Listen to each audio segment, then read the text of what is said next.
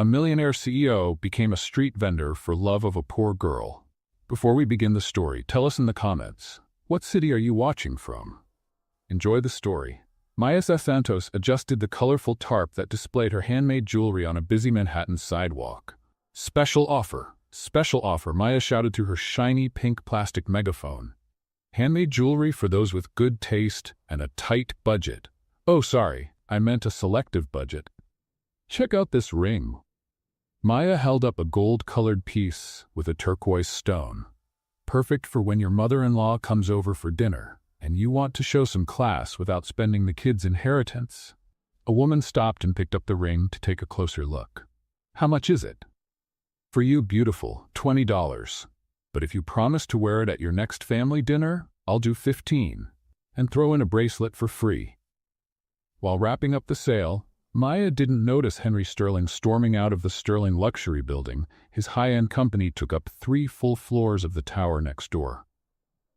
Mr. Sterling, his personal assistant Jennifer tried to keep up with his long strides, about the meeting with the Japanese. Cancelled, Henry said, not slowing down. If they can't grasp basic brand management concepts, they're not worth our time. But sir, it's a $3 million deal. Jennifer, I lose $3 million every time someone wastes my morning with amateur presentations. Just then, Henry tripped on the corner of Maya's tarp, sending half her jewelry crashing to the ground. The metallic clatter of necklaces, earrings, and bracelets echoed on the pavement. Everyone turned to look. Maya froze, staring at the mess, then exploded. Hey, what do you think you're doing? You just stomped on my jewelry like it was a pile of leaves. Henry stopped and turned slowly. In his 32 years, no one had ever yelled at him in public. He looked down and saw a young woman with brown hair tied up in a messy bun, ripped jeans, and a t-shirt that read, "I'm an artist, not your free design team. Didn't you see where you were going?" Maya continued, kneeling down to pick up her pieces. Or do you only notice things that cost as much as an apartment? Henry began, but she cut him off. Oh, save it. Look at this mess. That necklace was for a client at 2 o'clock. Maya held up beads, some of them with broken strings. Now I have to redo everything because the king of arrogance decided the world is his personal carpet. Jennifer stood there, stunned. In 5 years working for Henry, she had never seen anyone talk to him like that. Henry Sterling was known as the Ice Emperor, a CEO who never smiled, never apologized, and certainly never tolerated being disrespected. But instead of exploding with anger as everyone expected, Henry felt something strange, something he hadn't felt in, well, ever. It was like someone had flipped on a light in a room that had been dark for decades. How much? He asked simply. How much what? Maya looked up, frowning. How much to make up for this mess? Maya scoffed. Oh, now you want to pay? That's new. Rich guy steps on the poor girl's stuff, then throws money around to ease his guilt. Henry reached for his wallet, but Maya was faster. She stood up and grabbed her pink megaphone. Attention, attention, she shouted. We have a rare sighting here, a corporate executive who actually noticed other people exist. Anyone want a photo for National Geographic? People started gathering, some laughing, some pulling out phones to record. Henry felt something he hadn't felt in years, social discomfort. Jennifer stood nearby, ready to call security. Please, Henry said, his voice quieter now, almost unsure. I really do want to make it right. Maya paused, surprised by his tone. She studied him for a moment, clear aligners on his teeth, a suit that cost more than 6 months of her rent, a watch that could pay for her entire college degree. All right, Mr. Gucci, she sighed. If you really want to help, buy everything. Everything, everything, every single piece. Maya gestured toward the scattered collection. There are 50 pieces. Regular price is $500, but since you're a premium customer who comes with a footprint included, let's make it $600. Jennifer whispered in Henry's ear. Sir, I can handle this if you want. No, Henry interrupted, pulling out his black card. Do you take card? Maya laughed. A real laugh that made Henry blink, slightly dazed. I'll take blood-signed promissory notes if I have to, but fair warning, if your card gets declined, I'm yelling even louder. As Henry swiped his card through Maya's little pink card reader, covered in unicorn stickers, she didn't stop talking. You know, for a CEO who looks like he just ate a sour lemon ice cream, you're not as bad as I thought. Most of your suit and tie colleagues would have walked right over my jewelry and never looked back. Some would even complain I got their expensive shoes dirty. How do you know I'm a CEO? Henry asked, genuinely curious. Oh, come on. Maya rolled her eyes as she wrapped the pieces. The $3,000 suit, the GPS-enabled watch, the assistant who looks like a corporate ninja. Either you're a CEO or you're on your way to audition for a Wall Street movie. Henry looked over at Jennifer, who seemed ready to jump in and defend her boss, but he subtly gestured for her to stay quiet. And you, he said, how did you learn to make jewelry? Ah, that's a long story. It involves a Portuguese grandma, a Christmas jewelry kit, and the discovery that I've got two left hands for everything except making costume jewelry. Maya finished wrapping the pieces and placed them in a craft paper bag decorated with her drawings. I study jewelry design at Pratt Institute. Well, I study when I can afford the tuition. Henry took that in, something stirring in his chest. This girl was selling jewelry on the street to pay for college. Suddenly, his mergers and acquisitions issues felt small.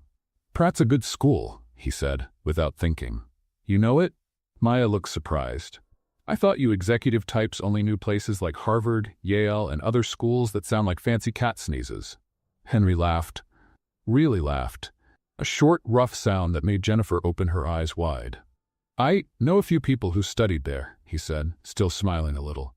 Good for them. I bet they didn't have to sell jewelry on the sidewalk to pay tuition.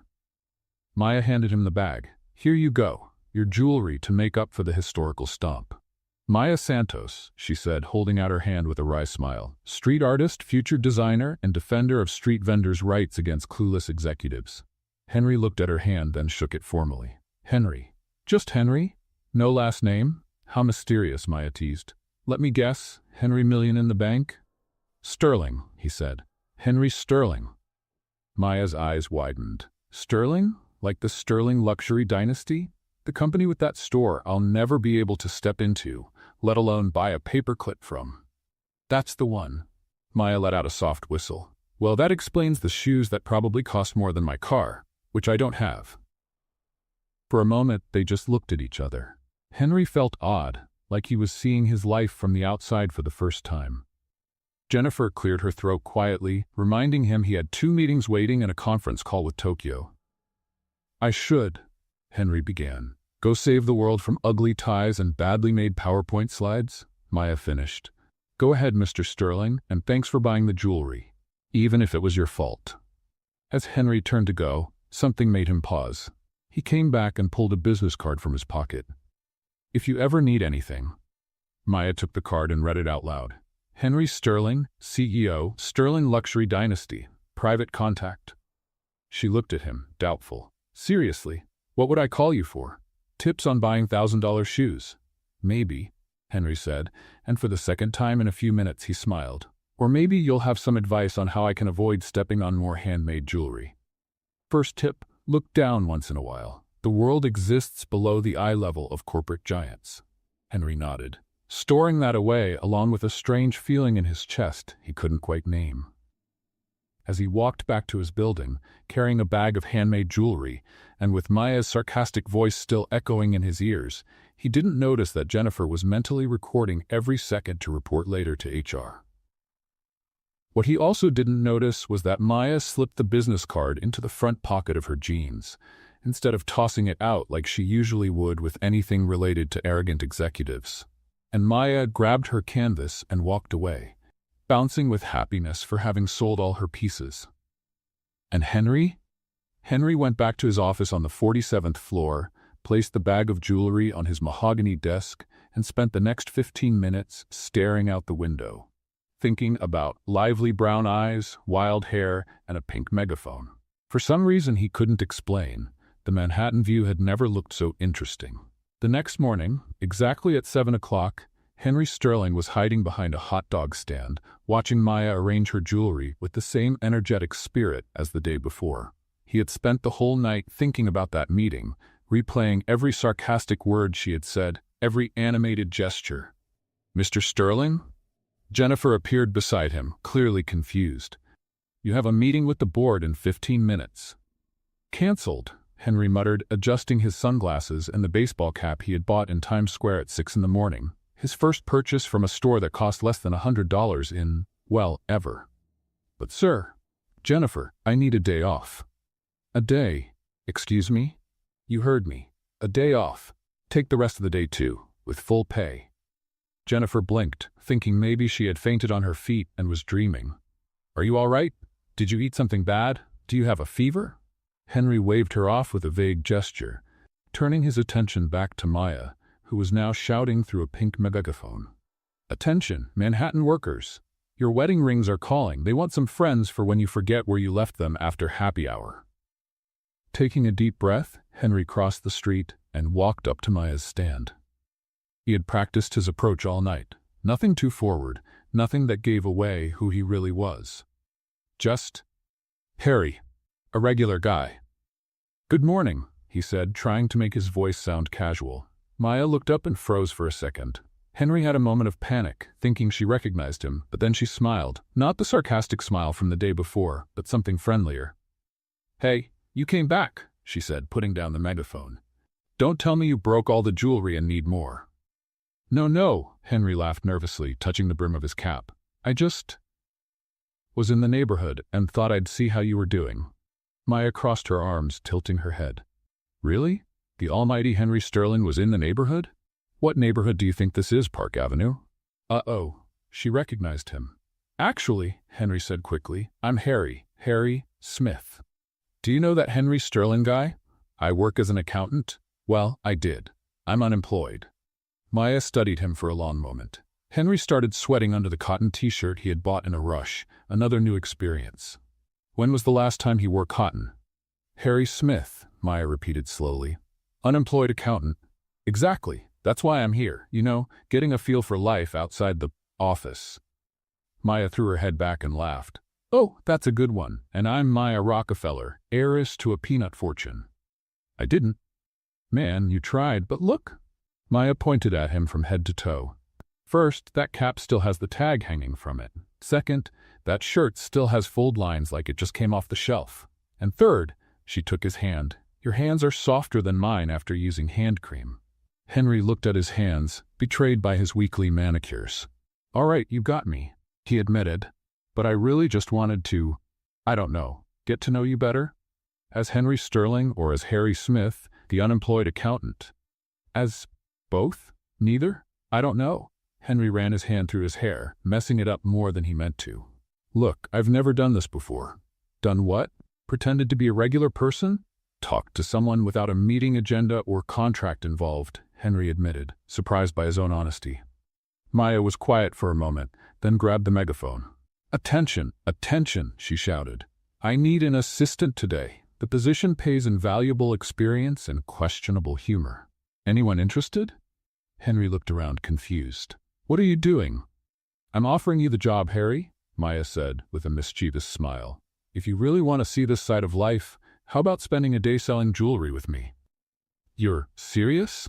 You'll find out in 3, 2, 1. Do you accept? Henry looked at his comfortable life waiting for him across the street.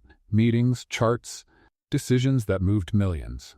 Then he looked at Maya, her eyes bright with challenge and fun, and something inside him that had been asleep for years woke up. I accept. Excellent. Maya clapped her hands. Professor Maya is officially on duty. First lesson, how to sell jewelry to people who think they don't need jewelry. Henry spent the next 3 hours finding out he was absolutely terrible at being a street vendor. No. Maya interrupted for the 10th time as Henry tried to approach a customer. You can't start by talking about the great cost-benefit ratio of the pieces. People don't want an executive presentation. They want to feel special. But cost-effectiveness matters, Henry protested. For a refrigerator, maybe. We're selling dreams here, Harry. Passion, romance, that feeling that today they're Beyoncé, even if tomorrow they go back to being accountants. The next customer approached, a woman in her 40s, eyeing the jewelry with some suspicion. Go on, champ, Maya whispered, giving Henry a little push. Hi, Henry began, already sweating. Would you like to see our items? The woman raised an eyebrow. Maya covered her face with her hands. Items? Maya shouted. Items? Oh my goodness, are you selling car parts now? Sorry, Henry turned to the customer. What I meant was, these pieces, chosen, special, might bring out your beauty? The woman started to walk away. Wait, Maya jumped in front. What my friend is trying to say is that we have the perfect piece for you. See these earrings? They give off the exact same powerful energy you do. I bet you're the kind of woman who walks into a room and everyone knows not to mess with you. The woman paused, intrigued. How did you know? Honey, I know a boss when I see one. These earrings? They were made for women who don't wait for permission to shine. And guess what? They're on sale today. Because between us, they've been waiting for someone like you. The woman bought 3 pairs of earrings. After she left, Henry looked at Maya with admiration. How did you do that? It's about connection. Not just a transaction, Maya explained. People want to feel seen, understood. You were talking at them, not with them. Wow, you should give executive talks. And get paid $2 grand to put a room full of CEOs to sleep? No thanks. The day went on, and Henry slowly got better. At one point, he was even using hand gestures while explaining to a young woman why the necklace she was looking at was perfect for that first date when you want to impress, but not look like you're trying too hard. You're learning. Maya cheered when the young woman walked away with the necklace in a gift bag. This is more fun than I expected, Henry admitted. At work, everyone agrees with me.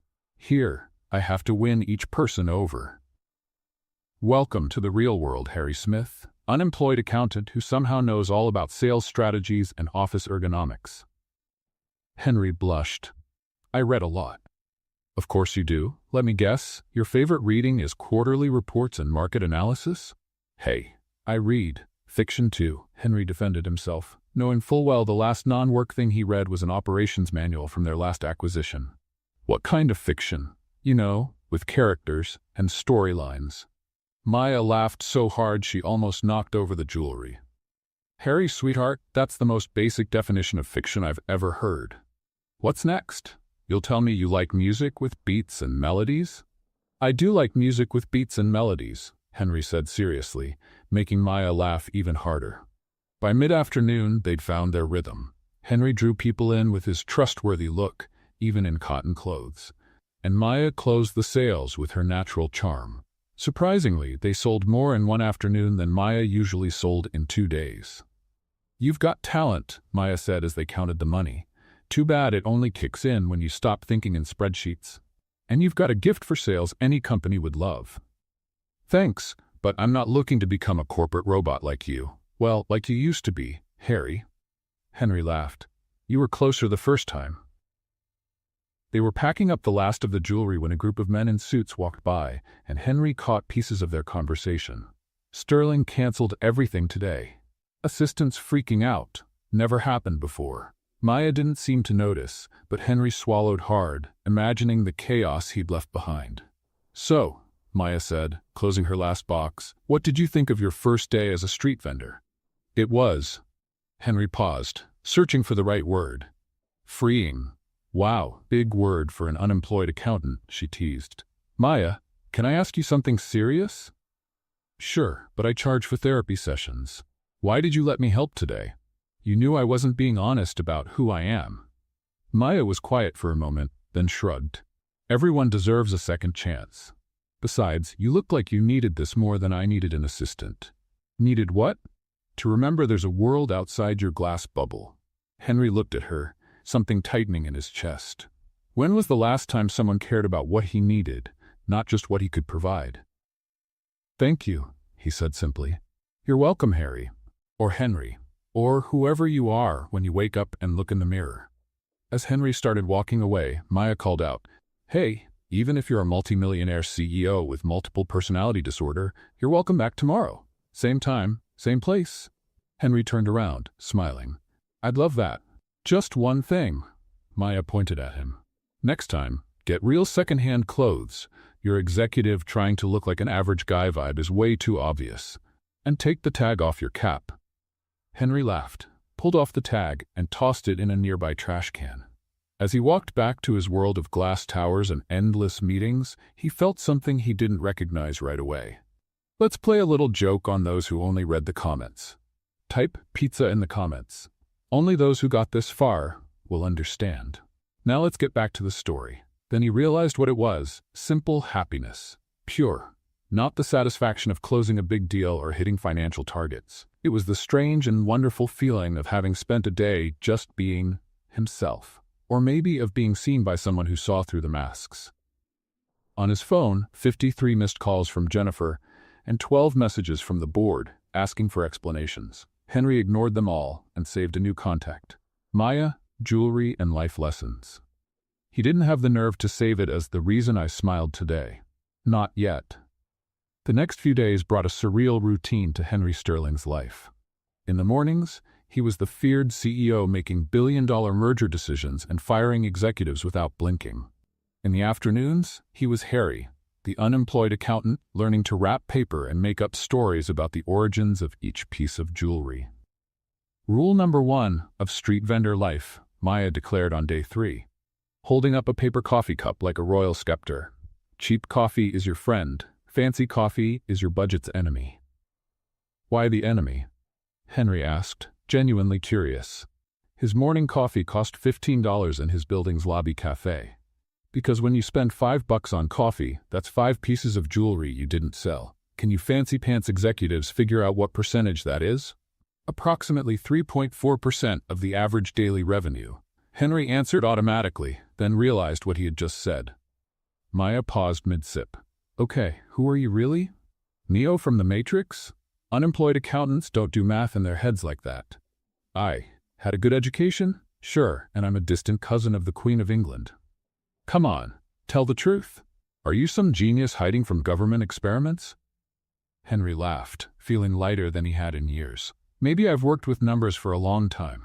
Look, Harry or Henry or Matrix or whoever you are, you've got 2 options here, Maya said, pointing a dramatic finger at him. 1. Keep up the mystery accountant act, and I'll spend the next few days coming up with crazier theories about your secret identity. 2. Admit I've already figured you out, and stop trying to convince me you're normal. Can I try being normal? Henry offered with a shy smile. Now we're getting somewhere. Lesson number 2. How to act normal when your bank account has more zeros than your team's Super Bowl score. And how do I do that? Maya waved her arms. First, stop talking about resource optimization when I ask if you want guarana or cola. Second, learn how to complain about everyday stuff. Third, form an opinion about reality shows. Reality shows? Henry frowned. Yes, regular people have opinions on who should win Big Brother, even if they don't watch it. It's required. I watch. Henry stopped, realizing the last thing he'd seen was a stock market analysis on Bloomberg. You watch what? Let me guess. Documentaries on the global economy? Actually, I was going to say I watch. The one with the chefs? Top Chef? Master Chef? Hell's Kitchen? You've got to be specific. The one where the people are always yelling? Maya threw her head back laughing. All of them, Harry. All of them. As they chatted, a couple of tourists walked up, eyeing the earrings. Go for it, champ, Maya whispered. Remember, connection, not transaction. Henry took a deep breath and stepped toward the couple. Hi, these earrings would look great on you. See how they match your eyes? And look at this coincidence, he improvised. They were inspired by the street art just around the corner. The couple looked in the direction he pointed, then back at the earrings. And you know what's most interesting? Henry went on, surprising even himself. The artist who made these earrings was going through a time of personal discovery when she created them. Every curve represents an obstacle she overcame. Maya stared with her mouth open as Henry closed the sale with a completely made-up story about the personal journey behind each piece. Where did that come from? She asked once the couple left, happy with their purchase. I don't know. It just came out? You're kind of lying again. Storytelling, Henry corrected her. It's what we do in executive presentations all the time. Oh, so you admit you're an executive. Henry stopped, realizing he'd slipped.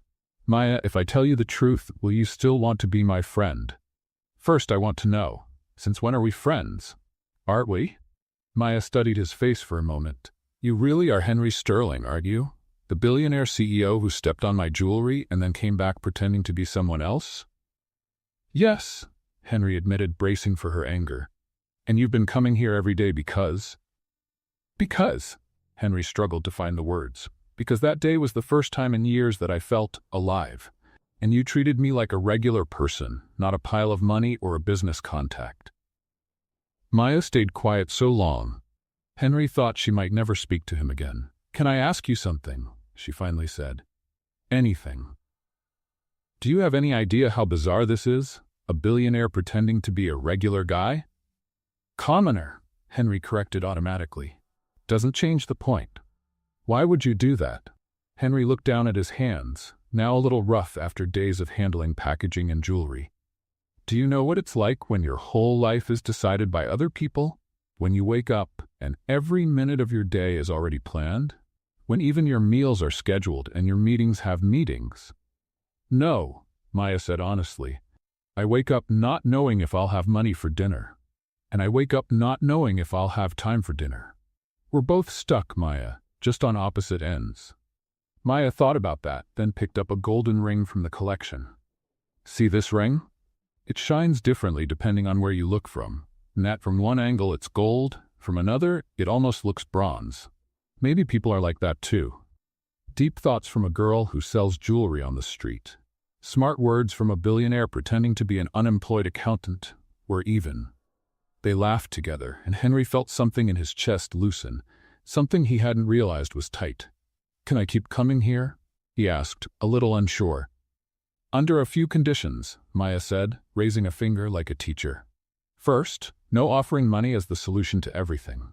Second, no talking about stocks, mergers, or acquisitions unless I ask. Third, if you say cost-benefit ratio one more time, I'll use the megaphone to let all of Manhattan know you cry during dog movies." "I don't.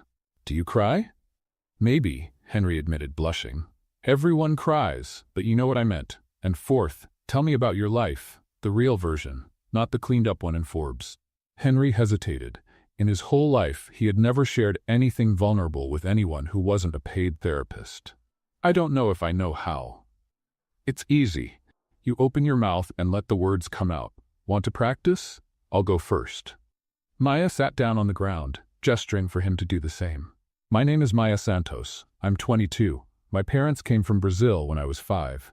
My dad died when I was 15, and my mom works 3 jobs so I can study design. I sell jewelry to pay my part because I don't want her working herself to death too." The silence that followed was heavy, but not uncomfortable. "My name is Henry Sterling," he began slowly. "I'm 32. My parents got married for corporate mergers. Literally. My dad saw our family as just another part of the business. I learned to speak Mandarin and German before I ever heard the words, 'I love you.' I never heard those words at home." Maya let out a low whistle. "Wow, and I thought my family was complicated."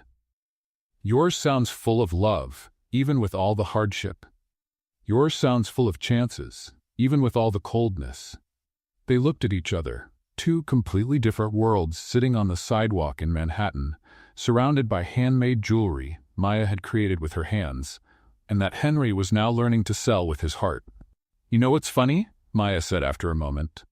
"I always thought having money would fix all life's problems. And I always thought not having to be perfect would fix all of mine," Henry replied. "Looks like we were both wrong." "Looks like it." A customer walked up, interested in a silver bracelet, and Maya went back to work.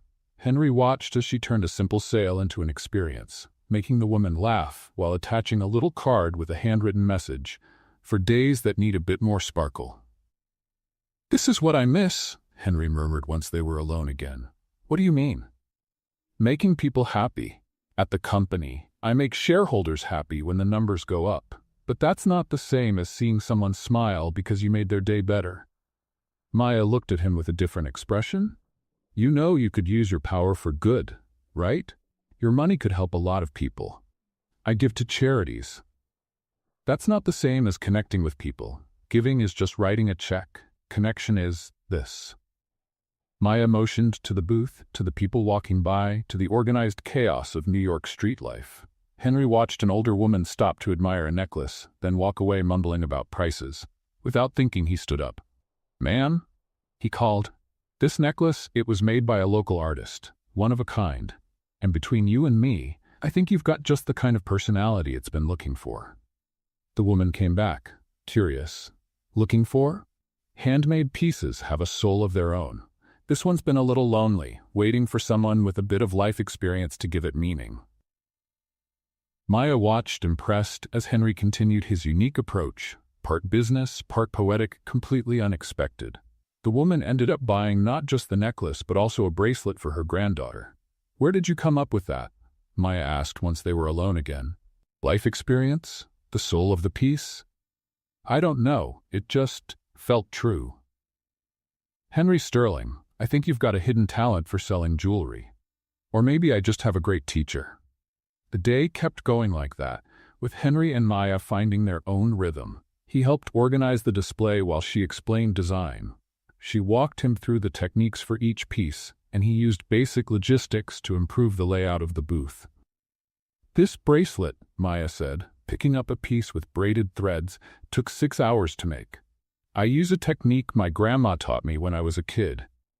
6 hours? Henry did the math quickly. "That's about $3 an hour based on the sale price." There goes the executive again. It's not about money per hour. It's about creating something unique. "Sorry, it's automatic."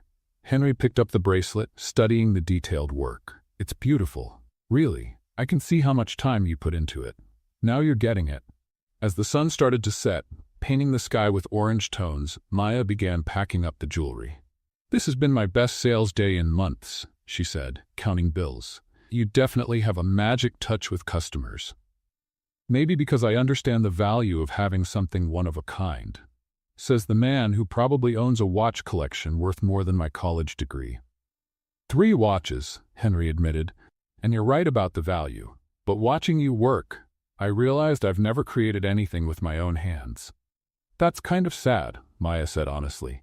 "Creating something is therapeutic. It's like leaving a mark on the world that's just yours. Would you teach me? Not to sell or make a profit, just to create?" Maya stopped what she was doing and looked at him. "You really want to learn? More than I've wanted anything in a long time. All right, come early tomorrow. Bring clean hands and a little extra humility. And Henry, thank you for being honest with me.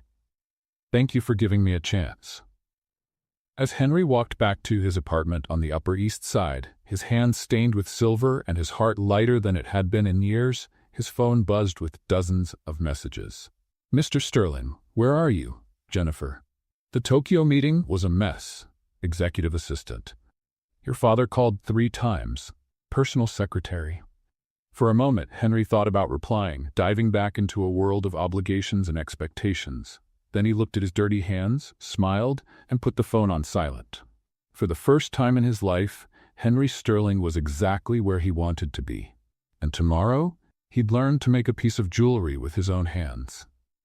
The day started off well. Henry showed up early, just like Maya had asked, carrying a coffee for her, from the same cheap place she always went to, and wearing jeans that actually looked worn. He had even used sandpaper on them to give them that authentic look. "Well, look at this," Maya laughed when she saw him. "Mr. Billion's trying to look like Mr. Blue Collar. At least you took the tags off." "I took your lesson seriously," Henry smiled, handing over the coffee. "Ready for my first jewelry-making class." Maya had brought a small box with basic tools, pliers, silver wire, colorful beads, and a few small stones. "Let's start with something simple, a basic bracelet." "It's harder than it looks," she warned, showing him how to hold the pliers. "If I can negotiate with Japanese shareholders, I think I can bend a piece of wire," Henry said confidently. 20 minutes later, he had 3 fingers with small cuts, a mess of tangled silver wire, and 0 progress. "Okay, maybe it is like negotiating with Japanese shareholders," he admitted, defeated. "The difference is, you can't delegate to an assistant," Maya laughed, helping untangle the mess. "First rule of jewelry making, patience. The metal doesn't care about your schedule." As they worked, a familiar figure came into Henry's view. Jennifer, his assistant, was walking briskly down the sidewalk, her face set with professional determination. "Uh-oh," Henry whispered. "What's wrong?" Maya followed his gaze. "Who's that woman who looks like she swallowed a ruler?" "My assistant." "Oh." Maya set the megaphone aside. "Busted?" Before Henry could answer, Jennifer had spotted him. Her pace quickened, her heels clicking on the pavement like a countdown. "Mr. Sterling," her voice sliced through the air like a sharp blade. Passers-by stopped to watch. Are you selling handmade jewelry? Henry stood up slowly, still holding Maya's tools. Jennifer, I can explain. The board is in an emergency meeting. 3 pending deals, 2 company presidents waiting on a callback, and you're here playing. She waved toward Maya's stand. Hippie vendor? Hey, Maya stood up too. First, I'm not a hippie. Second, he's learning an honest trade. Third, who are you to talk to him like that? Jennifer looked at Maya like she was a stain on expensive clothing. I'm his executive assistant. I keep his professional life running. Well, you're doing a lousy job because he looked happier bending wires than he has in days, Maya shot back. Happy? Jennifer laughed, a humorless sound. Mr. Sterling, with all due respect, your happiness is not my job. Your company is. Maybe it should be, Henry said quietly, and the silence that followed was deafening. Jennifer blinked like he had just spoken a foreign language. Excuse me? I said, maybe it should be. When was the last time you cared about my happiness? Or yours? That's not relevant, isn't it? Henry set the tools down and looked at his assistant of 5 years, really seeing her for the first time.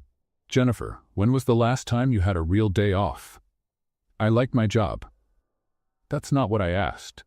Maya watched the exchange with growing interest. This side of Henry was new, firm, but kind. Mr. Sterling, Jennifer tried to regain her professional tone. Sterling Enterprises can't operate with you, unavailable. It did yesterday when I was here. It did the day before. Maybe it's time we asked if I really need to micromanage every decision. Your father called. Jennifer played her strongest card. 3 times. Henry saw Maya watching his reaction. For days, he'd just been Harry to her. The out-of-place exec learning how to sell jewelry, the man surprised by the comfort of a $2 coffee. Now his whole world was catching up. Tell my father I'll call him at 3 this afternoon, Henry said calmly, and reschedule all meetings until tomorrow. Sir? That's not a request, Jennifer. His assistant looked from Henry to Maya, then back to Henry. Something in her expression shifted. Recognition, maybe? Or resignation? Very well, she said, but you'll have to answer for this to the board. I've always had to answer to the board, Jennifer. I always will. But today, I'm learning something else. Jennifer turned to leave, then paused and looked at Maya. Take good care of him. He's more important than you realize. After she left, Maya turned to Henry. So your dad keeps calling, the board's waiting, and I've got the CEO of a multi-million-dollar company learning to make bracelets in my booth. Does that change anything? Maya studied his face for a long moment. Honestly, I don't know, but I want you to answer one question, totally honestly. Okay. Why are you doing this? And don't say to feel alive. I need a real answer. What's going on in your life that made you come here? Henry sat down on his little makeshift box, looking at his hands. 3 weeks ago, I was in a meeting about buying a company in Germany. 150 people were going to lose their jobs, and I was analyzing whether the human impact was worth the efficiency gain. That's when I realized I was talking about people like they were just numbers on a spreadsheet. He paused, picking up one of the rough stones. I left the meeting and went to the bathroom, looked in the mirror, and didn't recognize the person there. It wasn't me anymore, just a role I had played for so long that I forgot who I was without it. And then you stepped on my jewelry, Maya said. And then I stepped on your jewelry. And for the first time in years, someone didn't react to my title or my bank account. You reacted to me, to the man who was being a complete jerk. Maya sat down beside him. Henry, I get what it's like to feel stuck in a life that doesn't make you happy. God knows there are days I work 3 jobs and still can't pay all the bills. But you have choices I can only dream of. And that's what kills me, Henry said.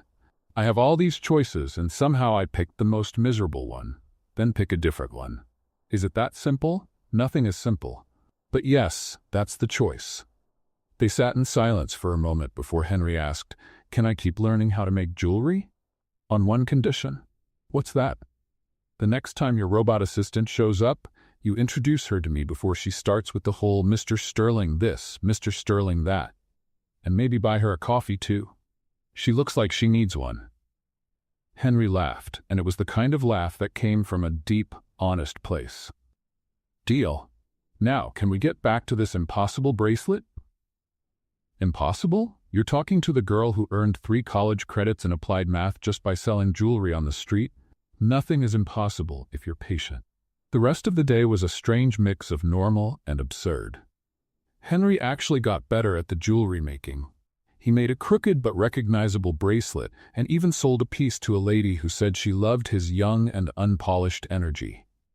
Between sales, he checked his phone, answering a few essential calls right from the sidewalk, while Maya paused her work to laugh at the expressions of people on the other end of the line. Clearly surprised by the city noise in the background. "They probably think you've been kidnapped," she said during a call about a potential acquisition. "Or that I've finally lost my mind," Henry whispered, covering the phone. "Maybe you're finally finding it." As the sun began to set, Henry helped Maya pack up the booth for the next day. His fingers didn't hurt as much anymore, and he was starting to understand the rhythm of the creative process. "Will you come back tomorrow?" Maya asked as they packed the last box. "If you'll have me." Henry Sterling is officially invited to more life lessons with Maya Santos. Tuition fee, 1 coffee, and more stories about your strange world of the super rich. That's a price I can afford. When they said goodbye, Henry stopped at the corner and called Jennifer. "Yeah, I know I'm impossible," he said as soon as she answered. "And about tomorrow, cancel everything until noon." "And Jennifer?" "Yes, sir?" "Thanks for caring, and take 1 hour for yourself tomorrow morning. Don't call me, don't check emails. Just be a person for an hour, not my assistant." There was a long silence on the line. "Thank you, sir." It's Henry. When it's just us, it's just Henry. After he hung up, he looked at the little business card Maya had drawn for him that day. A small, sketched bracelet with his name and beginner jewelry student. On the back, she had written, "For when you forget, you're just a regular person too."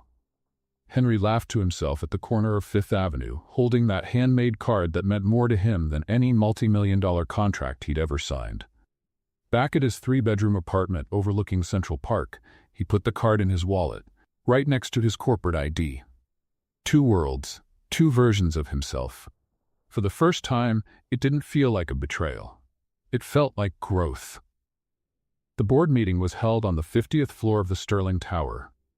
12 senior executives sat around a table that probably cost more than Maya's car, with Henry at the head, still showing small cuts on his fingers that even gloves couldn't completely hide. Henry, his father, Marcus Sterling, began with the voice that had dominated boardrooms for 4 decades. "Do you want to explain your recent hobbies?" "I'm learning how to make jewelry, Dad." A murmur spread across the table. "Jewelry?" Marcus repeated, as if the word were an alien concept. "From a street vendor?" "From an artist and designer," Henry corrected. "She's an art student at Pratt Institute." "And how does that affect your work?" "It doesn't. In fact, it's giving me a fresh perspective on creativity and design that could benefit our luxury division." Richard Chen, the CFO, flipped through some papers. "The numbers don't lie, Henry. Our productivity has dropped 12% in the past 2 weeks." "Correction," Jennifer interrupted, walking into the room with a stack of reports. "Our decision-making productivity has dropped, but the quality of our decisions has increased. 2 acquisitions we would have approved were rejected after a more thorough analysis, saving the company $8 million in potential losses." Everyone looked at her. Jennifer never interrupted meetings. "And how do you know this?" Marcus asked. "Because when Mr. Sterling isn't micromanaging every decision, we're forced to do a more thorough analysis before it gets to him," she answered calmly. "Maybe the company could benefit from a CEO who isn't constantly available." Henry looked at his assistant with newfound respect. Jennifer had defended his position without him asking. "Interesting theory," Marcus conceded. "But that doesn't explain the time lost with craft work." "Actually," Henry stood up, walking to the window that overlooked Manhattan, "I'd like to propose something to the board." "What?" "That we hire Maya Santos as a design consultant for our Sterling Artisan line." The silence was complete. "You want to hire a street vendor?" someone asked from the back of the table. "I want to hire a talented designer who understands the market in a way our current team doesn't. She creates unique pieces that sell not for their status, but for the emotion behind them. It's exactly what our new line needs." "That's crazy," Marcus declared. "Maybe. Or maybe it's genius," She has an artistic vision, understands operational costs because she lives with them, and has a loyal customer base that buys based on story and connection, not brand. The debate that followed was intense. Henry argued with a passion he hadn't felt in years, presenting data on market trends, showing photos of Maya's pieces, explaining her unique sales philosophy. When he finally left the meeting, 3 hours later, he had a hesitant approval for a 3-month experimental consultancy for Maya. Jennifer met him in the hallway. "That was impressive, boss. Thanks for defending me in there. I just told the truth, and Henry, she's lucky to have you." "I'm lucky to have met her. Same here." That afternoon, Henry found Maya at her usual booth. She was arguing with a man in a suit over the price of a necklace. $20 is ridiculous for this, the man complained. "Then don't buy it," Maya responded flatly. "There's a Walmart 2 blocks down." "Maya," Henry intervened gently, "is this necklace one of the pieces that uses the technique you taught me yesterday?" "Yes, with the double knots." "Why?" Henry turned to the potential customer.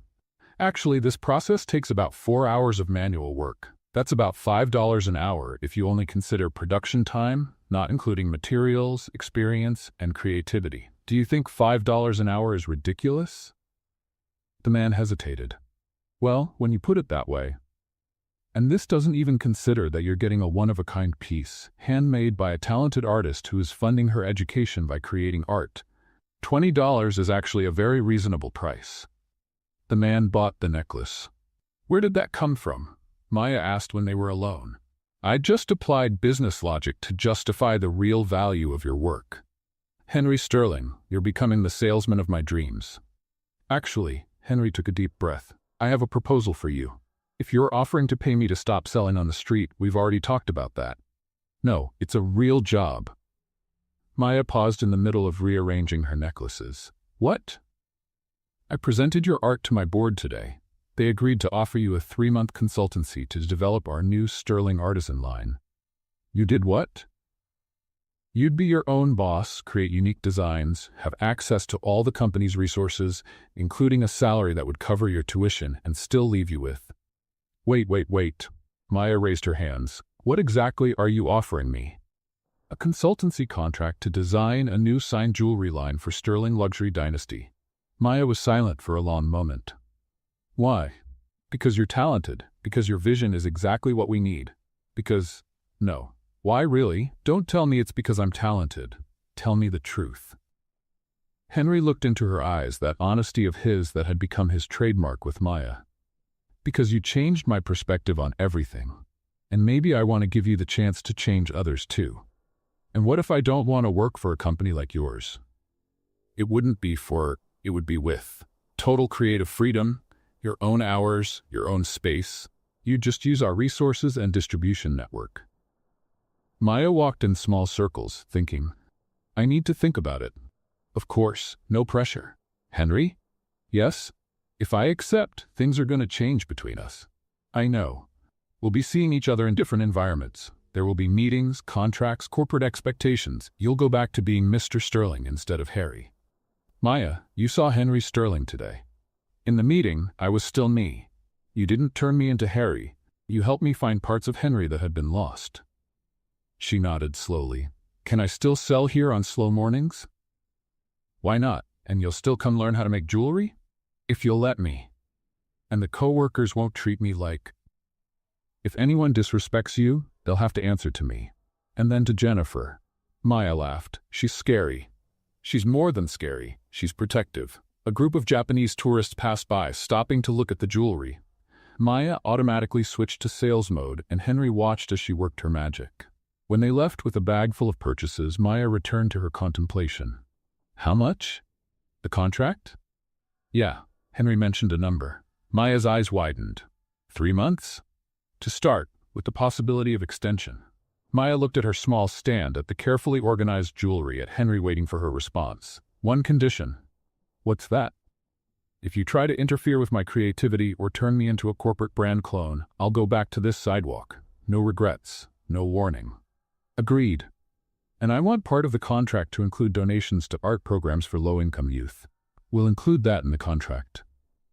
Maya extended her hand, dirty with silver and varnish. Deal, Mr. Sterling. Henry, he corrected, shaking her hand.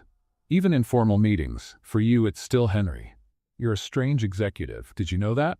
I'm learning to be a complete person, thanks to a stubborn jewelry seller who shouts about promotions with a pink megaphone. Is that the best description of me you could come up with?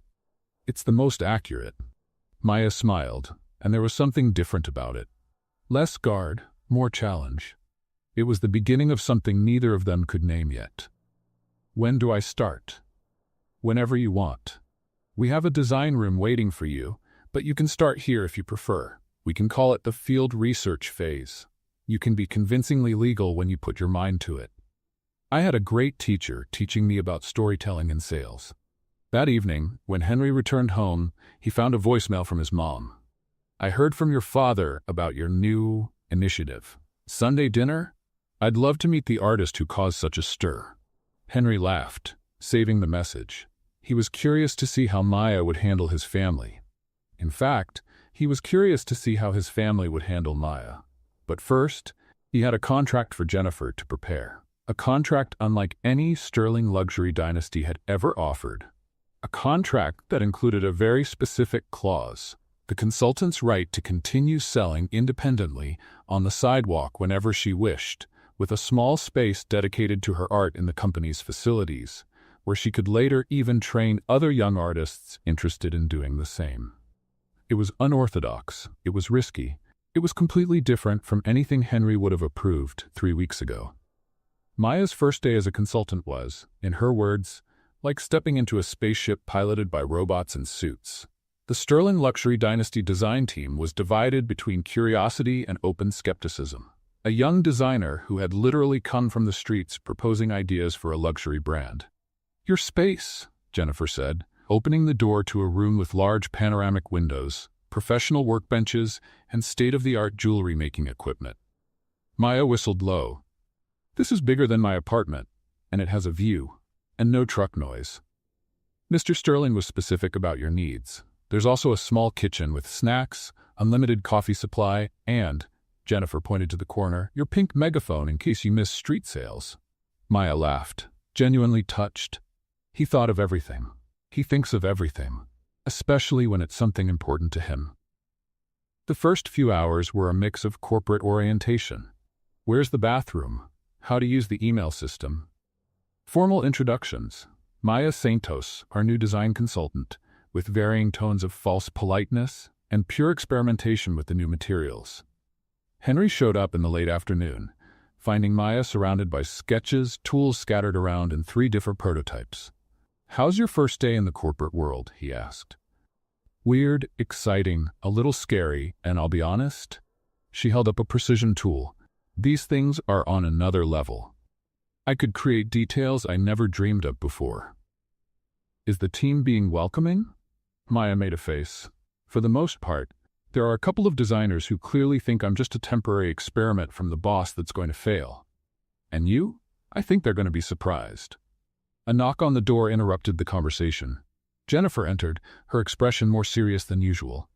Mr. Sterling, your father is here, and he brought company? Miss Victoria Wellington. Henry froze. Victoria? Who's Victoria? Maya asked, noticing the immediate change in the room's atmosphere. Jennifer hesitated, looking at Henry. Victoria is a long story, Henry said diplomatically. A fiancé, Jennifer clarified without diplomacy. A future fiancé. Engaged by his father 6 months ago. What? Maya exploded. It was more of a business alliance than a marriage, Henry tried to explain quickly. It's not official. I never agreed to it formally. But you also never publicly denied it, Jennifer added. And now she's in the lobby with her father and a team of advisors. Maya rubbed her face with her hands. Okay, let me see if I got this straight. You're pretending to have a fiancé? More like tolerating family plans for an advantageous merger marriage, Henry murmured. In English, please. It's a business marriage my father is forcing. 2 family companies. It would create an empire, a strategic merger. And do you have an opinion on that? Yes, Henry answered firmly. I think it's outdated and ridiculous. But Victoria is a good person who's also being pressured by her family. We kind of made a silent pact to delay it indefinitely. Until now, Jennifer commented. It seems like the parents are getting impatient. Maya stood up suddenly. Okay, I need to process this. You have a business fiancé walking in here right now, and I'm here making jewelry while you're doing what exactly? Avoiding answering why you're still single? Maya? No. You know what's funny? I thought you were different, that you were really changing. But this is what rich people do, right? They play with other people's lives to close deals. It's not like that. So what is it? Explain, Henry. And this time, the whole truth. Henry looked at Jennifer, who discreetly left the room, closing the door. Victoria Wellington is the daughter of the owner of Wellington Diamonds. Our parents went to school together, always talked about merging the companies. When my grandfather died, he left a clause in his will about strengthening family alliances. My father took that as a green light to arrange my marriage. And you agreed to that? I prolonged it. I avoided it. I made excuses. Victoria did the same. We've met a few times, made it clear to each other that we were pawns in our parents' game. We agreed to drag it out until our families gave up. And has it worked so far? So far.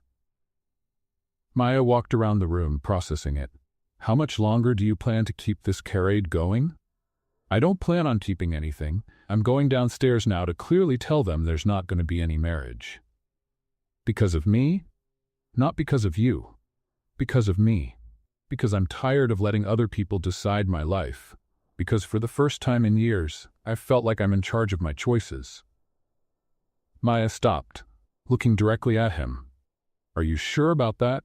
Because it seems like a big decision to make because of a few sidewalk jewelry lessons. It's not because of the jewelry lessons, it's because of who I've become since I started going to those lessons. A long silence filled the room. Okay, Maya finally spoke. Let's go.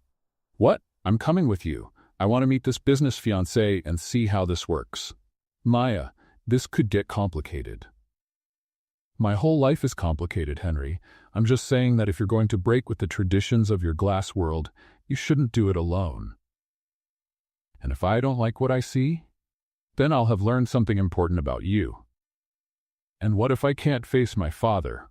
Maya grabbed her purse. Then I'll do it for you, and you'll still have learned something important about yourself. Here's the translation in a casual, simple, and clear style. When they reached the lobby, Marcus Sterling was in full CEO mode, talking to a well-dressed blonde woman who was clearly Victoria. Next to them was a team of assistants with tablets and a group of press members who had apparently been alerted. Ah, finally, Marcus said when he spotted Henry. Victoria's been waiting. Victoria turned, and Henry immediately saw the panic in her eyes. She didn't want to be here any more than he did. Henry, she said carefully, what a surprise to see you. Victoria, he replied formally, then looked at Maya. I'd like to introduce Maya Santos, our new design consultant. Victoria extended her hand politely, but Maya didn't shake it immediately. Instead, she looked directly at Marcus Sterling. So, you're the father who arranges marriages, she said bluntly. The lobby went silent. And you are? Marcus asked, raising an eyebrow. The reality your son is learning about, and also the person who's going to say what everyone here is too afraid to say. Maya, Henry tried to intervene, but she kept going. This marriage is a farce. If you look into their eyes, you'll see two people who would rather be anywhere else. And if your companies depend on a forced marriage to thrive, maybe the problem is with the businesses, not with the kids. With all due respect, one of the assistants said, you don't understand the complexities of... Complexities? A man and a woman being forced to marry for a brand merger is complexity? Maya turned to Victoria. Sorry for being blunt, but do you want to marry him? Victoria blinked, nervously looking around before answering. It's complicated. It's simple. Yes or no? No, Victoria finally admitted quietly. And you? Maya turned to Henry. No, he answered more firmly. So what's the problem? Marcus Sterling was red with anger. The situation is not as simple as you make it sound. There's generations of planning, agreements, expectations. Expectations made by who? Maya shot back. By you, the parents, who decided that your kids are extensions of the business? That love and compatibility are luxuries rich people can't afford in the name of profit? Miss Santos, Marcus said in his most intimidating voice, I'd suggest you improve your understanding of how family businesses work before. Dad, Henry interrupted, his voice echoing through the lobby. Enough. Everyone turned to look at him. Maya's right. Victoria and I don't want to get married. We never did. And it's time to stop this charade. Victoria nodded, visibly relieved. I agree. Thank you, she murmured to Maya. Have you both lost your minds? Marcus exploded. Documents have already been prepared. The press has been invited. Then cancel it all, Henry said calmly. Have it canceled. And the merger? We'll find other ways to collaborate commercially if it makes sense, but not through a forced marriage. Victoria turned to her own group of assistants. Confirm with my father. There will be no wedding, and our company can also collaborate commercially with Sterling without me having to marry anyone. The commotion that followed involved phones being used furiously, multiple conversations overlapping, and journalists trying to capture every moment. In the midst of the chaos, Maya grabbed Henry's arm. No pressure, but this is where you either confirm what you just said, or you backtrack and return to your world of family deals. Maya, Victoria suddenly spoke up, walking over. Thank you for having the courage to say that. I've been trying to find a polite way out for months. You're welcome. Polite wasn't working, apparently. Victoria laughed, a real laugh. You're a jewelry designer? That's right. And you're a hostage of a family corporation, Maya responded with a smile. Until 5 minutes ago, Victoria smiled back. Now I'm just Victoria, a woman who's finally going to get to choose who she dates.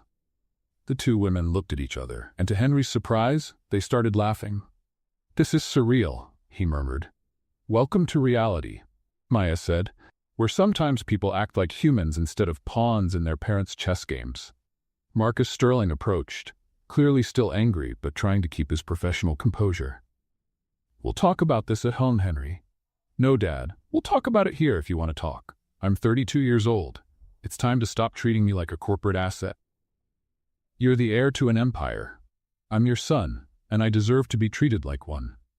A long silence followed until Victoria spoke again. Mr. Sterling, with all due respect, maybe it's time we consider collaborations based on merit, not forced marriage. Our companies could work together as allies, not a family merger. Marcus studied the daughter of his old business partner. Maybe you're right, he reluctantly admitted. And you, he turned to Maya, clearly have an influence on my son. If you're responsible for all these changes, I hope you're ready to deal with the consequences. I'm not an influence, Maya replied firmly. I'm a catalyst. Henry already had all of this inside him. He just needed a reason to let it out. With that, the most impossible situation Henry had ever faced was resolved. Not with shouting or firings or threats, but with raw honesty and a jewelry salesperson who refused to play the game of appearances. When they finally returned to Maya's office, she sank into her chair, exhausted. That was intense, she admitted. Thank you, Henry said simply. You didn't have to do that. Yes, I did. I couldn't work with you every day knowing you were living a lie. And now? Now you do real work, make real deals, without political lunches or strategic marriages, and I design jewelry that might have nothing to do with your perfect corporate image. My perfect corporate image just cracked in the lobby of my own building. Good. Yes, Henry agreed, feeling lighter than he had ever felt in his life. Very good. Outside the window, New York continued its relentless pace, but inside that room, something had changed fundamentally. Henry Sterling, CEO of Sterling Luxury Dynasty, had made his first purely personal choice in public. And the only person in the room who didn't seem surprised was the woman selling jewelry with a pink megaphone. 3 weeks after the lobby scene, Maya had found her rhythm at Sterling. Mornings were for creation, afternoons for implementation, and evenings. Well, occasionally, she still set up her original stand to stay connected with what she called the real life. Henry had made it a habit to show up after work to help, still dressed in his expensive suit, now accepted as a curious but familiar figure by the local vendors. You have to see what I've created, Maya said on any given Thursday, dragging Henry into her design room at the end of the day. On her main desk was a collection Henry hadn't seen before, 8 pieces that seemed to capture light and shadow in impossible ways. The Two Worlds collection, Maya announced proudly. They are. Each piece represents different aspects of someone's journey between 2 different worlds, she explained, picking up a ring. This one is first impressions. Hard on the outside, soft on the inside, reminding that first judgments aren't always accurate. Henry studied the ring, recognizing elements of both his world and hers. "And this is collision," she continued, showing a set of earrings combining polished metal with rougher elements. "When different worlds collide, they can create something unexpected." One by one, she showed each piece: learning, transformation, choice, truth, courage, and finally, new beginning. "Maya, is this about us? About the journey?" she corrected. "But yes, inspired by what happened between the sidewalk vendor and the Ice Emperor." Henry picked up the last piece, a unique necklace where two different metals intertwined to form a new pattern.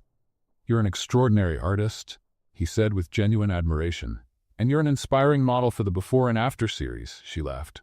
"Can I ask you something?" "Always." "If this collection is a success, what changes?" Maya sat at her work desk. "Honestly, I don't know. I've never had a platform like this for my art. Sterling has international distribution, premium marketing, luxury market reach. You'll become famous, maybe, or maybe it'll be a total failure and I'll go back to the pink megaphone." "It won't be a failure. You believe in me a lot.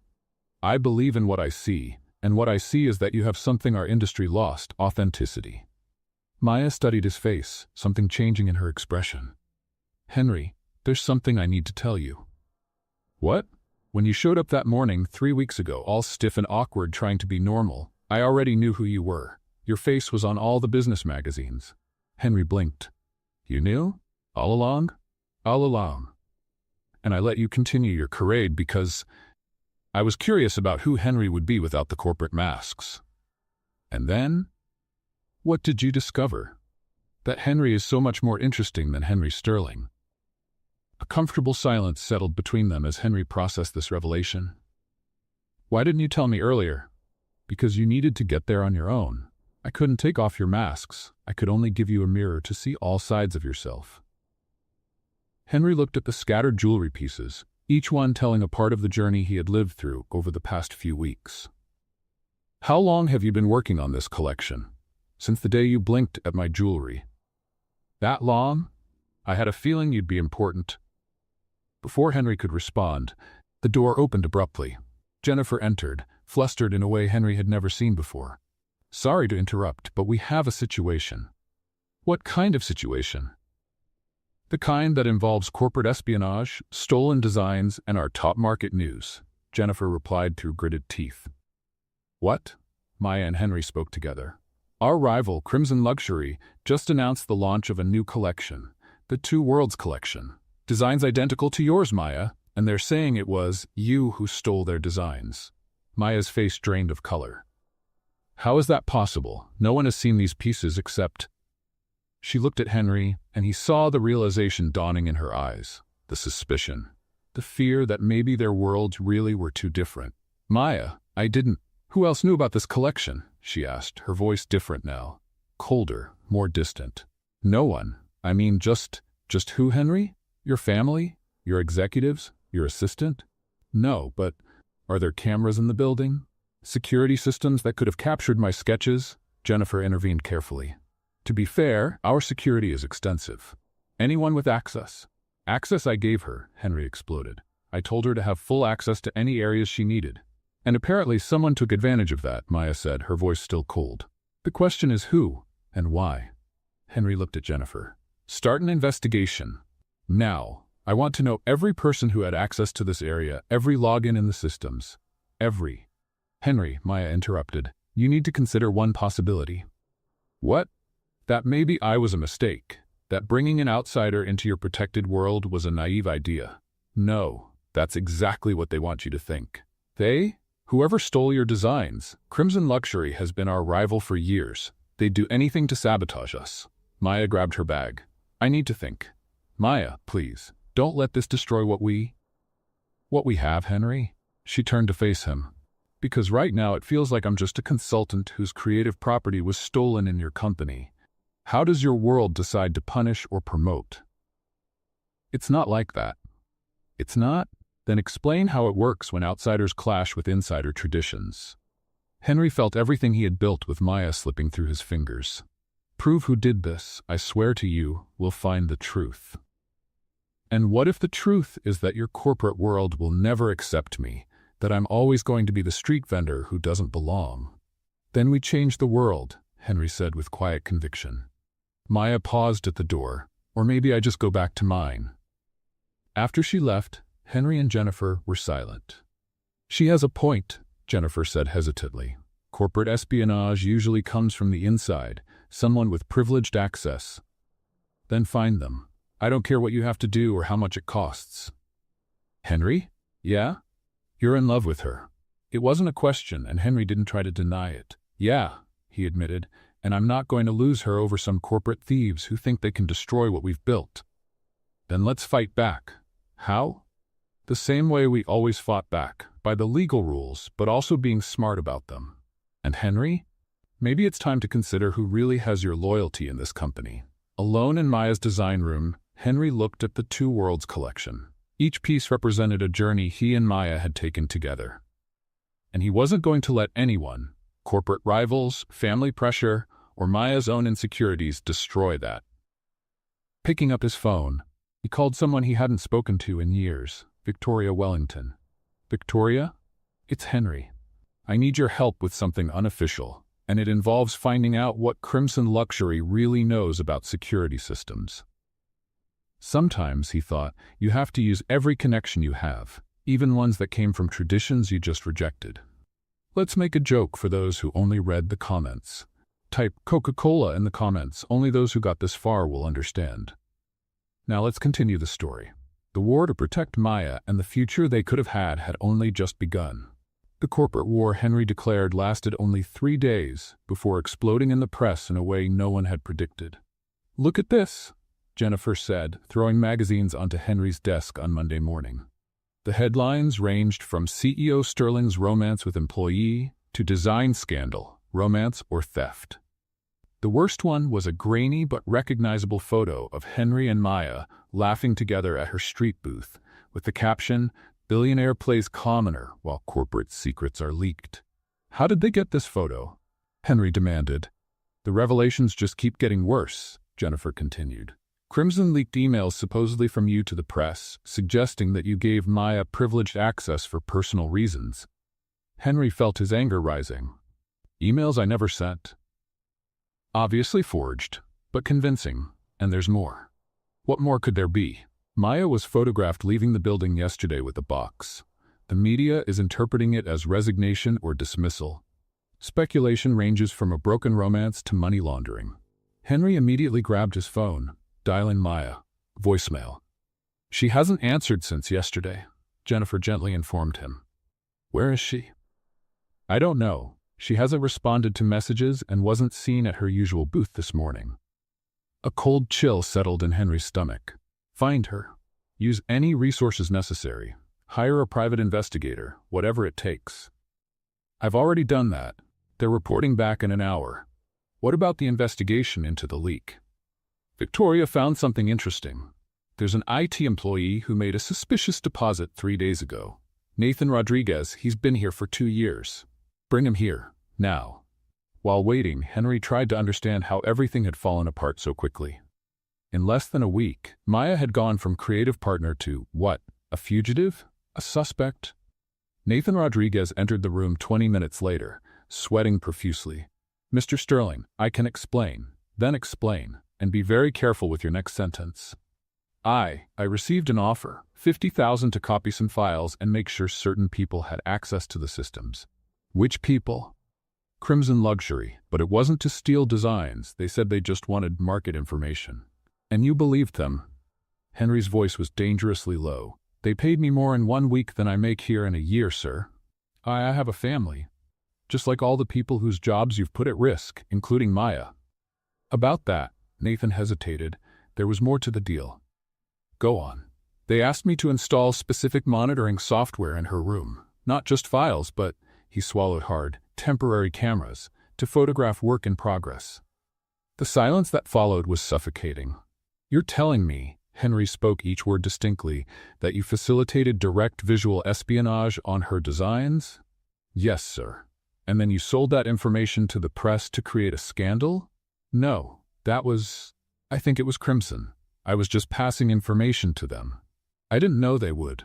You didn't know? Henry exploded. You invaded an employee's privacy, sold her work, and now you're acting like you're the victim? Mr. Sterling, I'm sorry. Save your apologies. How are you going to fix this? I can testify against Crimson. I have emails, recordings of the negotiations. They threatened my family if I didn't cooperate fully. Henry studied the man in front of him. Pathetic, scared, but maybe useful. Jennifer, call our lawyers. We're suing Crimson for corporate espionage and invasion of privacy, and get protection for Nathan's family. Yes, sir. As for you, Henry turned to Nathan, you will cooperate fully, and when this is over, you're fired, but with a recommendation letter that will ensure you find work elsewhere. I thank you, sir. Don't thank me. Do your job. And Nathan, if you lied about anything you just told me, I will personally ensure you never work in tech again. After Nathan left, Henry sat heavily in his chair. Now we need to find Maya, he told Jennifer, before the press makes this even worse. At that moment, his phone rang. Unknown number. Henry Sterling. Mr. Sterling? The voice was familiar but distant. This is Maya's mother. Henry's heart stopped. Where is she? Is she okay? She's not okay, but she's safe. She came home yesterday, very upset. I've never seen her like this. The voice trembled. Please, can I speak with her? She said she doesn't want to talk with anyone from the company. But I thought you should know. The news, they're saying terrible things about my girl. None of that is true, ma'am. Your daughter is talented and honest. We are the ones who failed to protect her work. Can I trust you to take care of my Maya? I'd give anything to be able to do that. A long silence followed, then a sigh. She said something about going back to street sales, like maybe she belongs there, not in your world. Could you pass a message to her? Maybe. Tell her we're fighting to prove the truth. Tell her. Tell her she was right about the two worlds colliding, but that doesn't mean they can't exist together. I'll try. After hanging up, Henry felt more lost than he ever had. Every decision he'd made since meeting Maya seemed to have led to this moment. Her hurt and running, him fighting alone against a system he should have known how to navigate. Henry, Jennifer said hesitantly, you might need to consider making a public statement. Saying what? That I fell for an employee and accidentally exposed her to corporate warfare. Maybe saying that you believe her. Publicly. No matter what it costs you politically. Henry stared out the window at the city. Somewhere out there, Maya was doubting everything they had built together. Prepare the statement, he decided, and schedule a press conference. If we're going to fight, let's fight openly. What if it backfires? Then I'll go down fighting, but I'm not going to let Maya think she's alone in this. But as Jennifer went off to organize the conference, Henry couldn't shake the feeling that something was missing. The timing of the leak, the precision of the media attack, the way everything aligned. Picking up the phone again, he called Victoria. I need one more favor. Something you're not going to like. What now, Henry? I want you to investigate my own company. Not externally. Internally. Someone knew exactly when and where to hit, and Nathan isn't smart enough to orchestrate all this on his own. Are you suspecting someone inside your inner circle? I'm suspecting everyone, because right now, the only person I trust completely is the one who doesn't want to talk to me. Okay, but Henry? Yes. If this is about more than business for you, you need to prepare for the possibility of losing everything. Not just the company, everything. Henry looked at the photo of Maya on his screen, still smiling from that first day when she called him the king of arrogance. I already lost what matters most. Now I just want justice for her. Then, let's get it. But as she hung up, the question lingered at the edge of his mind. If Maya had been right from the start, if their worlds really were too different, then was fighting to be together worth destroying both their worlds in the process? It was a question Henry wasn't sure he was ready to answer. The press conference was scheduled for the next day, but events moved faster than anyone expected. In the middle of the night, Henry received a call that changed everything. Mr. Sterling? The voice was young, nervous. My name is Danny Chen. I worked in the junior design department until today. Speak fast. It's 3 a.m. I had been warned not to talk, but I can't live with this. About the leak of Maya's designs. Henry was instantly awake. What do you know? It wasn't Nathan who started this. He was paid afterward to take the blame. The real leak came from someone with much more access. Who? Meeting tomorrow. I have proof. But Mr. Sterling? Trust only Jennifer. No. No others. The line went dead. Henry was still processing this when his phone rang again. Victoria. Passion fruit, she said without preamble, her safe word since childhood. What's going on? Found something about that internal investigation you asked for. My contact at the NYPD has connections. There's a paper trail connecting Crimson directly to someone at Sterling, someone high up. Who? Not on the phone. But Henry? Consider that maybe Maya running away was the smartest thing she could have done. What do you mean? I mean that maybe she detected something we missed. Sometimes outsiders see dangers that insiders ignore. Find her, but also protect her, and yourself. After another unsettling conversation, Henry made a decision. At 4 a.m, he drove to Queens, to the address he'd convinced Jason, head of security, to discreetly find out. Maya's apartment building was a modest walk-up in Astoria. Henry climbed 4 flights of worn stairs, so different from his world of private elevators and concierges. When she opened the door, her eyes widened in shock, then narrowed in anger. How did you find me? Maya, we need to talk. Somewhere safe. I'm safe here, away from your world and My world tried to eat you alive. I know, but now I have evidence that this was orchestrated from the inside, and you may still be in danger. She studied his face, then stepped aside. 5 minutes. The apartment was small but full of creativity. Sketches covered the walls, materials scattered on tables, half-finished projects everywhere. It was both chaotic and organized. Pure Maya. I quit, Henry, she said immediately. Not because I believe what they're saying, but because you saw something I missed, he finished. Victoria thinks so too. Victoria is helping you? That's unexpected.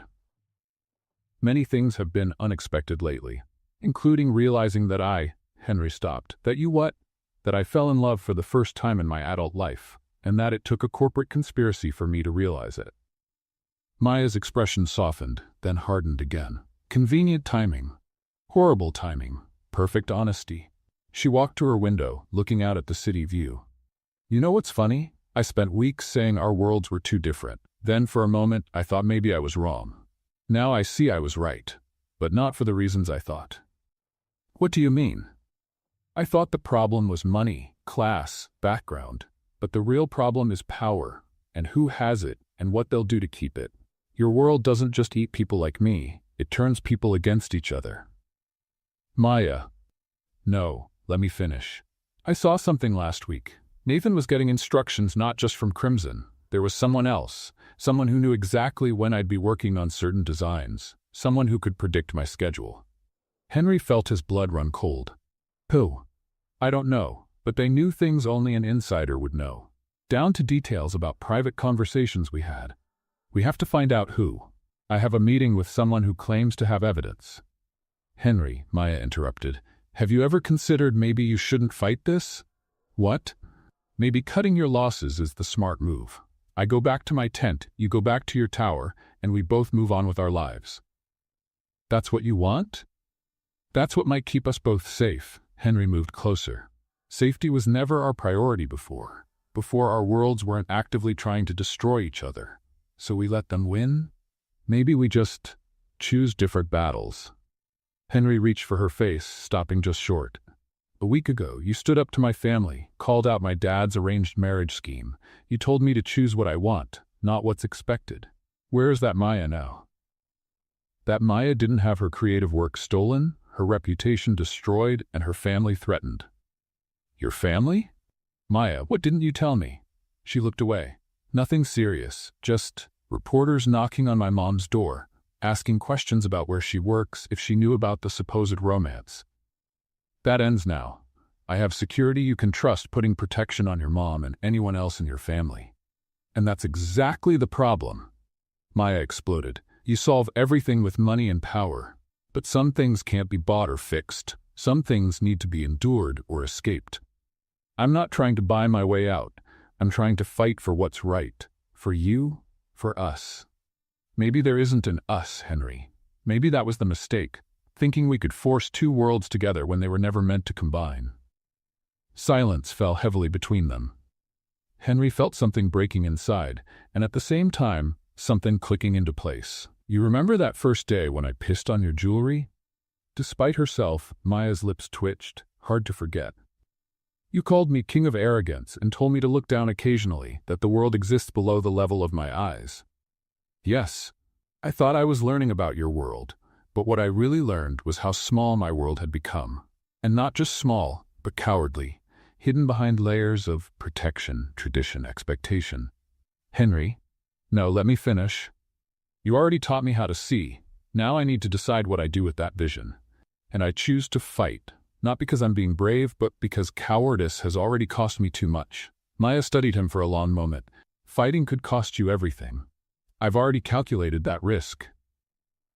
And nothing worth keeping would be lost by standing up for the truth. She took a deep breath. The meeting you mentioned, when is it? In 3 hours. I'm going with you. Maya? If we're fighting, we fight together. Besides, a flash of her old smile appeared. Someone needs to keep you from making terrible decisions while emotional. Like making terrible decisions is exclusively my territory? Point taken. As they prepared to leave, Maya grabbed an old leather portfolio. Can I show you something before we go? Inside were sketches Henry hadn't seen before. I couldn't sleep the last few days, so I designed. It's a new collection. The designs were unlike anything Maya had created before. Darker, more complex, but somehow even more beautiful. Each piece seemed to tell a story of conflict and resolution. The Truth in War collection, she explained, because sometimes you have to go through hell to find your heaven. Henry looked at her, realizing that even in crisis, Maya's creative spirit couldn't be suppressed. You're extraordinary. You know that? I'm just stubborn. And right now, I'm stubbornly choosing to fight back. But Henry? Yes? After this is over, after we determine who betrayed whom and why, we need to have a real conversation about what comes next. Because crisis isn't a foundation for a relationship. Agreed? For now? For now, let's go find out who's been manipulating both our worlds, and then we make them pay. As they left her apartment, dawn was breaking over New York. Henry couldn't help but think it was symbolic. A new day beginning, bringing either resolution or destruction. Possibly both. Hand in hand, not as CEO and consultant, not as symbols of two different worlds, but as two people who chose to face whatever came next together. The war for their truth was about to begin.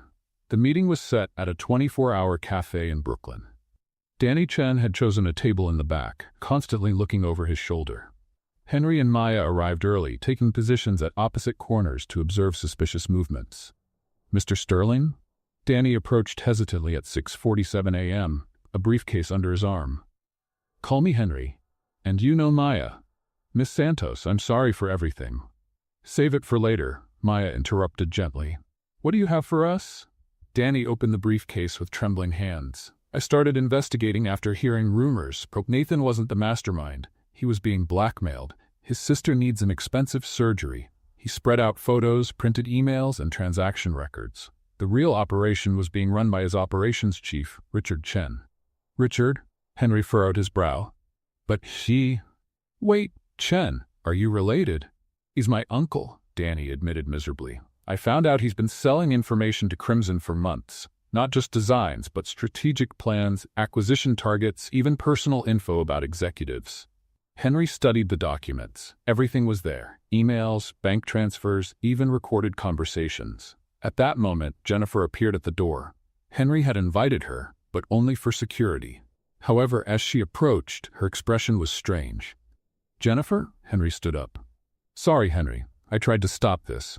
Behind her, Richard Chen entered with 2 bodyguards, but they weren't Sterling security, and they weren't there to protect Henry. Great job, Danny, Richard said calmly, guiding them exactly where I wanted. What followed was a mix of tension and revelations. Richard tried one last move, but Jennifer and Maya had set a trap. Everything was being broadcast live to the Sterling board, the police, and strategic journalists. You made a critical mistake, Maya said calmly. When the police took Richard away, Henry found himself outside the cafe with Maya, Jennifer, Victoria, and Danny. And now? Maya asked. Now, Henry said, taking a deep breath. I need to clean up my company. Fire a few people, promote others, and maybe restructure some things. What kind of restructuring? The kind where ethical designers with unconventional backgrounds get respected positions, where the ambition to do good work is valued more than political networking, where people can be their true selves. Big challenge, Henry Sterling. I've learned about big challenges from someone inspiring. 3 months later, Maya's boutique opened in Soho. Part gallery, part workshop, part center for teaching underprivileged youth interested in the arts. Sterling Luxury Dynasty was a partner investor, but the vision was entirely Maya's. Henry split his time between the office and the workshop, discovering that the skills that made him a good CEO surprisingly translated well to crafting. A year passed. It was a Sunday morning, and Maya was setting up her booth on Fifth Avenue. She still went back there occasionally to her roots. "Maya," Henry said nervously, his hands hidden behind his back. "What's up? You're acting weird today." "I was just thinking about that first morning when I stepped on your jewelry. Hard to forget. You were so arrogant, and you put me in my place. You taught me that there's life beyond my glass world." Maya smiled, "And you learned well." Henry knelt down in the middle of the sidewalk, under the curious gaze of passers-by. "Maya Santos," his voice trembled slightly, "you've changed my life in ways I didn't even know were possible. You taught me to see beauty in unexpected places, to create with my hands, to fight for what's right, even when it's hard." He took a small box from his pocket. "I made this for you. It took me months to get it right." Inside was a unique ring, a blend of 2 different metals, with a stone that changed color depending on the light. "Like us," Maya whispered, tears in her eyes. 2 worlds creating something new. "Will you marry me? Not because it's strategically advantageous or because our families expect it, but because I can't imagine my life without your shouts through a pink megaphone, your sarcastic looks, and your laugh that brightens any day." "Yes," Maya practically shouted. 1,000 times yes. Passers-by spontaneously applauded as Henry slipped the ring on her finger. 6 months later, the wedding happened in a way only Maya and Henry could have imagined. The ceremony was in Central Park, with guests sitting on simple benches. Maya wore a dress she had sewn herself, with jewelry details she had specially created. Jennifer was the maid of honor, Victoria was one of the bridesmaids, and even Nathan, who had completely redeemed himself, was there. The most magical moment was when Henry pulled out a pink megaphone during their vows. "Attention, attention," he shouted, perfectly imitating Maya. "We're offering a special promotion today. If you find your true love, it's on sale." Maya laughed so hard she almost dropped her bouquet. "Forever?" she whispered once she calmed down. "Forever," Henry confirmed. "With workshops, street sales, board meetings, late-night laughs, and impossible projects." When they kissed, fireworks exploded in the sky, a surprise from Jennifer. At the reception, Maya grabbed her megaphone one last time. "Thank you all for coming to celebrate the moment when a billionaire CEO learned that the best treasures are priceless. And a jewelry saleswoman discovered that some executives are worth teaching," Henry added. And so, under the New York sky, 2 people who started with colliding worlds ended up dancing together, creating their own music, their own dance, their own happily ever after. What did you think of the story of Maya and Henry? Leave your thoughts in the comments. On a scale of 0 to 10, what rating would you give it? Don't forget to subscribe to the channel and turn on the notification bell to keep up with all our stories. Also, feel free to check out more emotional stories by clicking here on the final screen.